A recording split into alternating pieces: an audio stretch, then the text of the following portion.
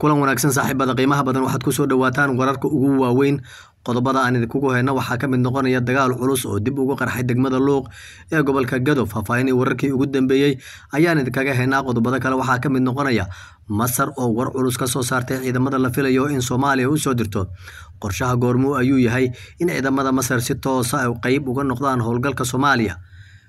taliya Asad oo tallaabo culus qaaday kadib weerarkii iskool Buluusiya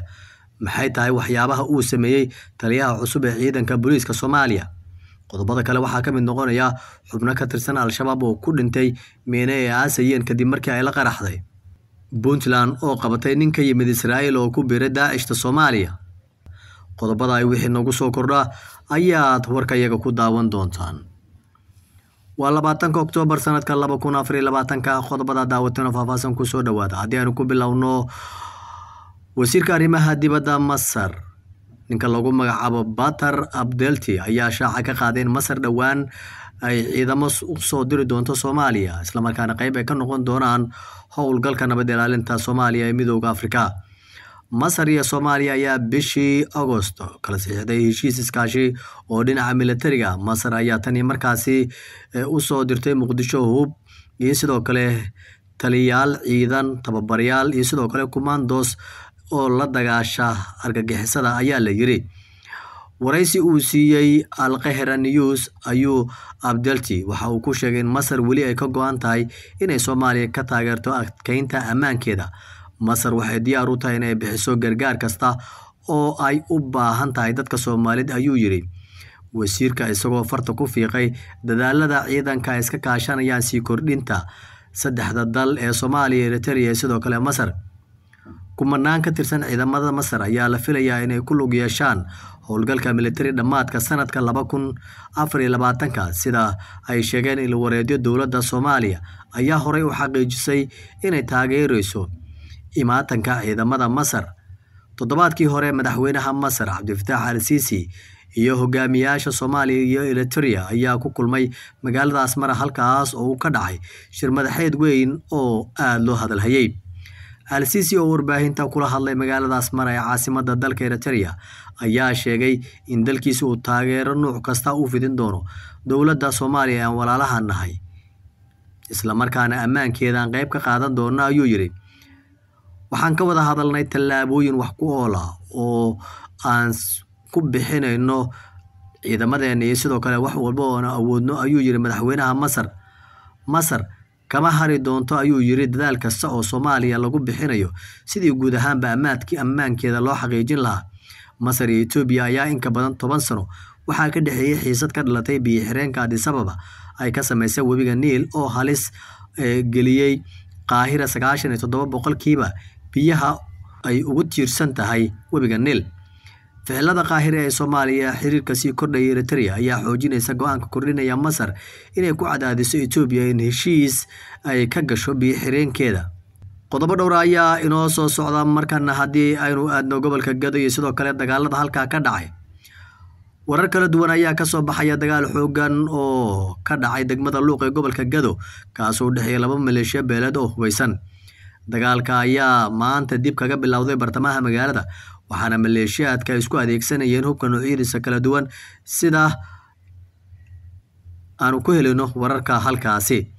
maleeshiyaadka dagaalamaya oo dhawaan iyagu isku horfadhiya degmada Luuq ayaa mar kale maanta isku farasaaray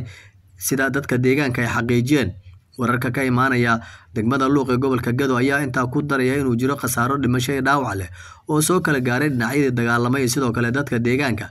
ku dhawaad 10 qof ayaa la xaqiijiyay inay ku dhinteen iyadoo ay dhaawacmeen tiro kale oo intaasi ka badan sida ay inoo xaqiijiyeen il wareedyo kala duwan oo deegaanka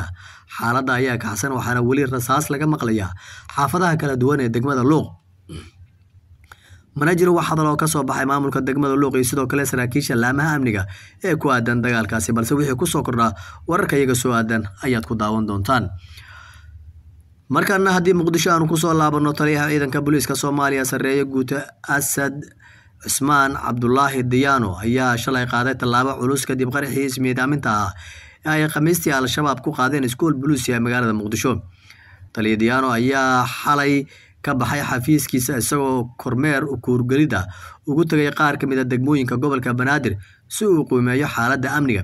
Asad Diyaana ayaa si gaar u booqday xarunta ciidamada sidoo kalena saldhigyada booliiska ee ku yaala degmooyinka Kaaraan, Yaaqshiid, Cabdicasiis iyo sidoo kale Xamar Weyne. War qoraal oo ka soo baxay taliska guud ee ciidanka booliiska Soomaaliya ayaa lagu sheegay ujeedka taliyaha inuu xaqiijiyo sidii guud ahaanba amniga goobahaasi ay yihiin. Ujeedka kormeerka taliyaha ayaa ahaa inuu si dhow ugu koorgalo howlgallada ay wadaan saldhigyada ku yaala degmooyinkaasi, balse waxa uu kula soo dardaarmay saraakiishii qaybihii kala duwanaa halkaasi uu kula kulmay in cid walba mas'uuliyad ay iska saarto sidii guud ahaanba ammaanka loo xaqiijin lahaa. Gabagabadii ayaan markaan ku sii siqaynaa ciidamada sida gaarka u tababaran ee BSF Puntland ayaa soo bandhigay nin ajnabi ah oo ay ka soo qabteen kadib howlgal culus oo ka dhacay buuraha Calmiskeed ee gobolka Bari. Ninkan oo magaciisa ku sheegay Cabdallah Mustafa Abudayr Saalimna ku magac dheer ama loo yaqaano ayaa ka mid ahaa xubnaha ajaanibta ee ka bardagaalamaya kooxaha Daacishta Soomaaliya. Waraysi muuqaal oo laga duubay Saalim ayuu taliska ciidamada BSF-ta u sheegay, wuxuuna ka hadlay halka uu ka yimid iyo sida uu ku soo gaaray gudaha Soomaaliya. Cabdallah Mustafa Abudayr Saalim ninka loo yaqaano ayaa sheegay inuu ka yimid magaalada Sakiniin ee Israa'iil halkaas oo uu jaamacad kaga baranayay cilmiga injineerka. Kadib waxa uu sheegay inuu isaga soo tagay si uu ugu biiro Daacishta Soomaaliya. Magacaygu waa Cabdallah Mustafa Abudayr, magacayga afgarashadu waa Saalim, waxaan baran jiray kulliyadda injineerinka jaamacad ku taala magaalada Sakniin ee Israa'iil, ayuu yiri Cabdallah Mustafa Abudayr. Sidoo kale waxa uu ka sheekeeyay qaabka uu ku soo gaaray Puntland uguna sii gudbay dhulka buuraha ee ay ku sugan yihiin kooxda Daacish. Waxaan soo gaaray buuraha Daacish ay ku sugan yihiin, waxaan halkaasi igu sugayay 5 xubnood oo ka tirsan Daacish. Waxay keeneen meel la dhaho Istiqbaal, halkaas oo aan tababar ku qaatay, ayuu sii raaciyay Abudayr.